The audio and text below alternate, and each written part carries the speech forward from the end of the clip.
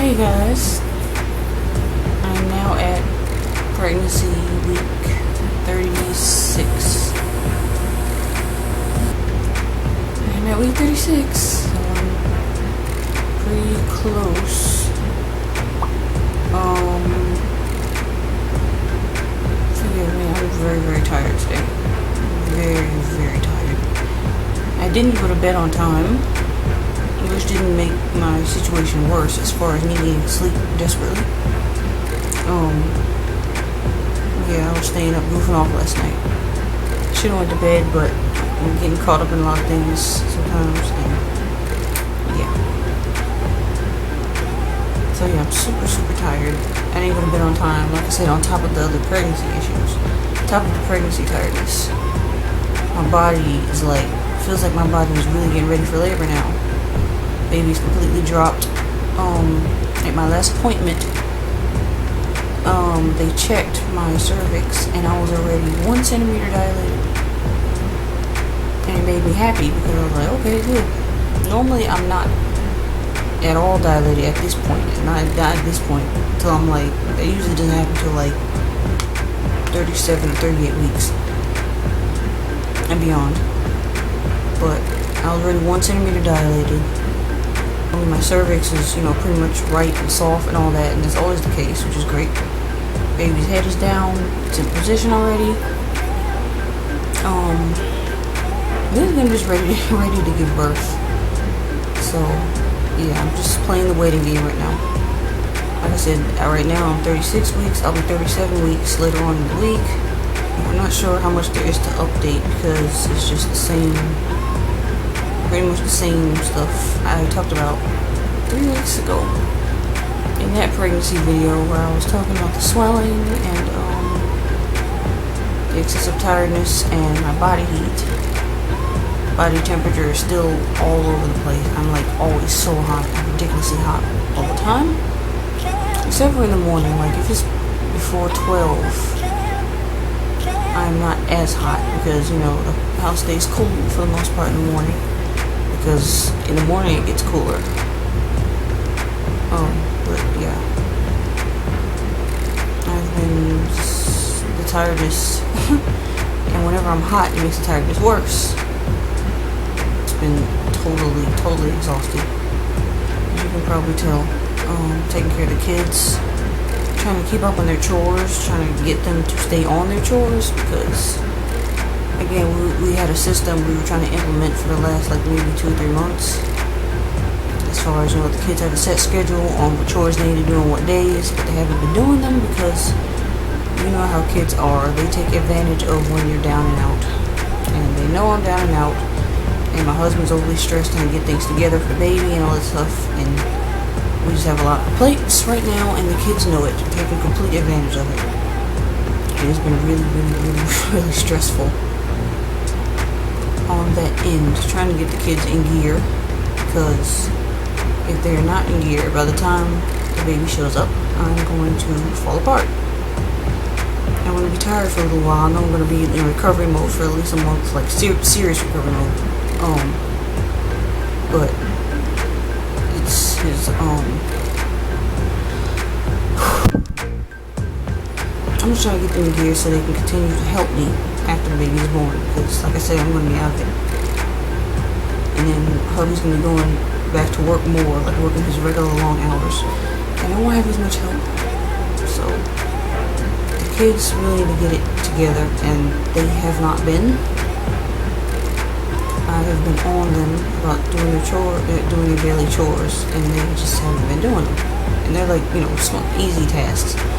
The only task that I like doing is washing the dishes, and she'll just do that all the time and skip her other chores. And I'm okay, you're gonna skip sleeping, you're not gonna take a shower or what? Come on. You're 7 years old, get it together. That's a homeschool issue. That's an issue with homeschoolers being more lackadaisical, which I'll talk about that in another video at some other point. But that also goes along with the pregnancy because I have been struggling, also being in the nesting phase and trying to keep the house clean and trying to get things set up and together. It has not been easy.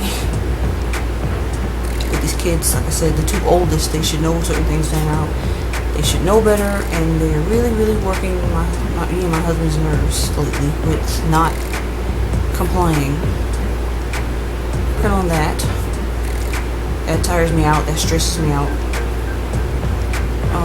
I've been, like I said, still in the nesting phase. I got some clothes that my sister gave me from my little niece when she was younger. My sister gave me a huge bag of clothes. Yesterday I went through those just to see what the sizes were or whatnot. You know, I rewashed them. I tried to find like a newborn type of outfit that she can wear coming home from the hospital. However, I couldn't really find one because I think like before she knew I was pregnant, she had already given away like the newborn clothes, like the real little baby clothes.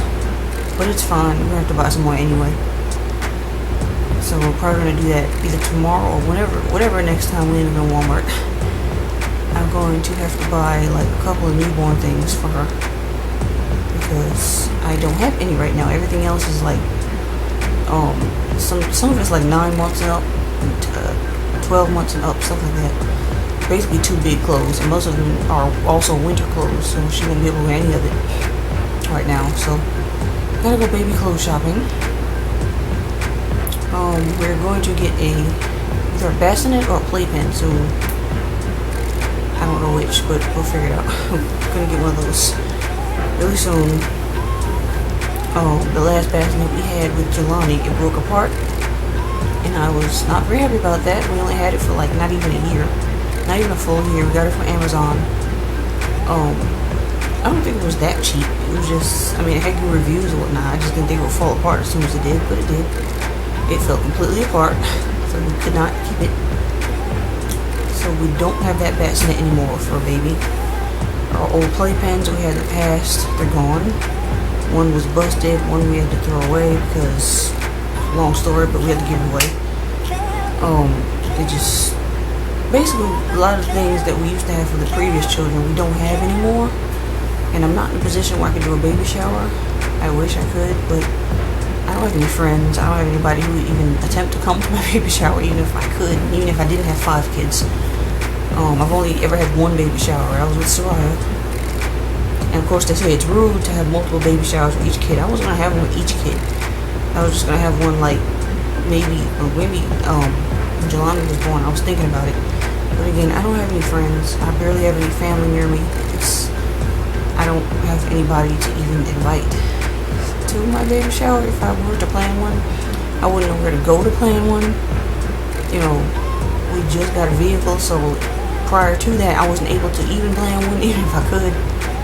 You know, but it's okay. I mean, it won't be like this forever. I keep my hopes up that one day I will have some friends to hang with and go places with. But right now I don't, so I don't stress about the baby shower thing. I just let it be. Plus I'm almost 37 weeks. Anything else that we need, we'll just have to get it somehow elsewhere. And that's just it for that. As far as my swelling, I'm still swelling. My feet swell really bad, mostly at night. It's always mostly at night. They get so hot and puffy. It's very noticeable. And sometimes I have to soak my feet in some cold water. Just get either a bucket, not a bucket, but like a foot tub type of thing. I can just get one of those, and I soak my feet in there for a while with freezing cold water because it helps. The only thing that sucks is that when I get out, my feet get back hot almost immediately. And taking a shower is rough too because, but for the most part, I keep the water like lukewarm because my body's already like overly hot. But if I don't do it lukewarm, my body will just still stay hot when I come out the shower. Even if I leave the door open and I let all the fans hit me while I'm wet, I'm still hot. Like, I'll be cold for like maybe 2 seconds and then the heat will take over. And I'm like, oh man, I just start sweating again and stuff. I'm sweating in every crack and crevice. So I feel gross like every day. I gotta shower a lot. I have to. Sometimes what I do is I keep powder on my body, like baby powder. Take baby powder and sprinkle it in certain cracks and crevices so I won't sweat as much. I'm in the process of packing the hospital bag. I'm in the process of packing my hospital bag because Like I said, I'm almost at week 37, and she can come anytime now. Jelani actually arrived at week 37. It happened so fast. Again, my labors are like really, really fast. They'll just hit, and they'll just be like, bam. And Lonnie, he just came super fast. I woke up from a nap, could barely get to go to the bathroom to pee, and I was just, as soon as I sat on the toilet, my body couldn't move. It was just like, okay, I can't move, I can't pee. I knew I was in labor, so it was like, done. This baby can come any day now because my body just acts on impulse and it's quick. So yeah, I'm in the process of packing my hospital bag. I started yesterday, like I said, going with the baby clothes. Probably tomorrow, we're gonna end up in Walmart, and like I said, I'm gonna get a few baby clothes then. And I'm gonna pack my outfit, pack my usual hospital stuff, get an outfit for the baby, and pack that, and my other little normal stuff that I usually take to the hospital. So if I get a chance, I'll do a video on what's in my hospital bag. It's not gonna be much, anything fancy. I don't ever do anything fancy because it's pointless, and I already know what I need and don't need. So yeah, I'm going to do that. Well, I might do that. Like I said, if I get a chance, I'll do a hospital bag video. If I don't get around to doing one, that means I probably either went into labor or I just didn't get around to do it, or it's pointless or whatever. I don't know. I'll see. But yeah, that's pretty much what I've been doing. As far as feeding her, I will attempt to breastfeed again. Now, in the past, I've always been unsuccessful at breastfeeding because I'm not very pain tolerant, and breastfeeding pain is just out of this world to me. So I never breastfed any of my kids for longer than 2 weeks, honestly. I tried, and it hurt me to the point where I was like, okay, I really want to do this, but the pain is just too much. And I've had a very stressful life, you know, dealing with aftermath of abuse and family betrayal and all this stuff. It was just too rough for me. My depression, all those factors did not help as far as me having a successful breastfeeding journey. So I'm going to try again. I always try again with each child. This is child number 5. I don't know if I'll be able to stick to it. I will see, because I really don't want to waste money on formula. I don't trust formula. I'd rather not do formula, you know what I mean? I'm a huge advocate for breastfeeding, although I've never been able to breastfeed successfully for a long time. But I hope to do it this time. I'm really going to try. I want her to breastfeed. I want one of my kids to at least have a good breastfeeding experience. I'm going to try to go longer than 2 weeks, but even that's a stretch, because going a week is even hard for me. It's just the recovery pain, plus dealing with the other kids, plus trying to get the baby to stay latched, plus feeding her every 2 hours. Oh my gosh, it's just a lot. Like I said, with the other kids around, it's just, y'all don't know, unless y'all have kids almost back to back like mine, or like 2 years apart like mine, and you've dealt with like the same issue. As far as you're home, but you can't really focus on breastfeeding as much as you would like, because you're tired and you're doing a bunch of other things. And again, my husband and I don't have much help. We just don't. So yeah, it sucks hard. So yeah, again, I'm gonna attempt to breastfeed. I'm gonna kind of switch. Well, that's what I'm gonna tell them in the hospital. We'll be switching between, you know, breastfeeding and formula or whatever, just to tell them what I'm doing and get them off my chest, because I don't want them to give her some random formula and it messes her up, because that happens too. Whatever formula they claim to give your baby sometimes messes them up from the beginning. Sometimes they don't want the nipple after that. Sometimes they develop a milk allergy over that. They don't like dairy, or they don't like soy, you know, just stuff like complications I don't want to deal with. So it's like, I'm going to tell them when to breastfeed from the start, and we'll just see how that goes. There's no guarantee I'm going to stick to it, but we'll see. We shall see. I always try. I don't give up unless I try. So that's the plan. As far as the water birth I mentioned in my last video, it's not going to happen, unfortunately. Unfortunately, it's not going to happen. We've got a lot of big financial things to take care of this year, and the cost that it would take for me to have a water birth, we just don't have it anymore. So I'm just gonna go with my regular hospital, my regular way of birth, non-medicated, vaginal, with hopefully there'll be no issues. It shouldn't be, because she's not breech or anything. Hopefully nothing will happen at the last minute. I plan to not have a C-section, not have an epidural, not have no Pitocin, no nothing. I don't even want an IV for that matter. So what I plan on doing, like when I go to my appointment, my next appointment is Tuesday, I believe. I'm going to ask them if my hospital takes birth plans, because I'm not sure. I haven't done any of that yet. I have some printed on my computer about things that I really want to have done or not have done to me and the baby when I'm there. I want to be able to switch positions. I want to be able to not be laying on my back, the way everybody else ends up doing. Is that it's the worst position to give birth. I don't want to do that. When I gave birth to Jelani, I got to kneel, and I didn't even know I was able to kneel. They finally just asked me, "Oh, you want to try another position?" And I was like, I didn't know I was allowed to. It's like I want to go in this time knowing all my rights. And again, this is baby number 5, and my other children, when I had them, I didn't know certain things. And when you know better, you do better. So I plan to do better. I want to know more about the procedures and what I'm allowed to do versus not allowed to do, or have done rather. I want to be able to be in a different position, in a gravity, not defying, wrong one.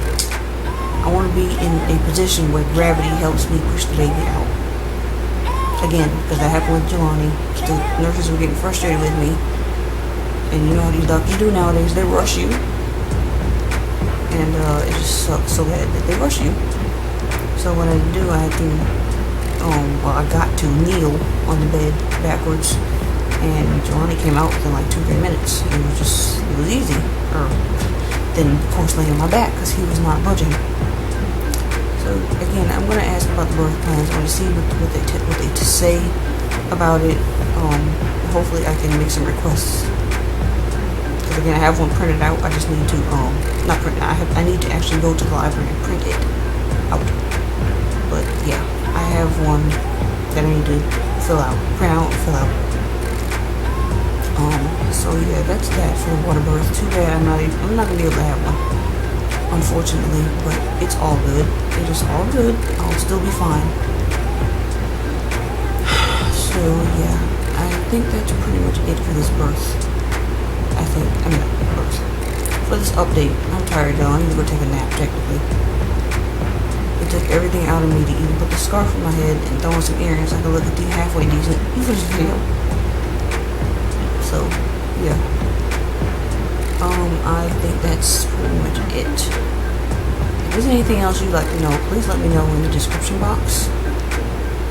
And I will talk to you guys whenever, if I'm able to make it to another update. It'll probably be like week 38. If I make it that long, then I'll do another update then, and we'll see what happens then. So thank you guys for continuously watching these updates, and peace out.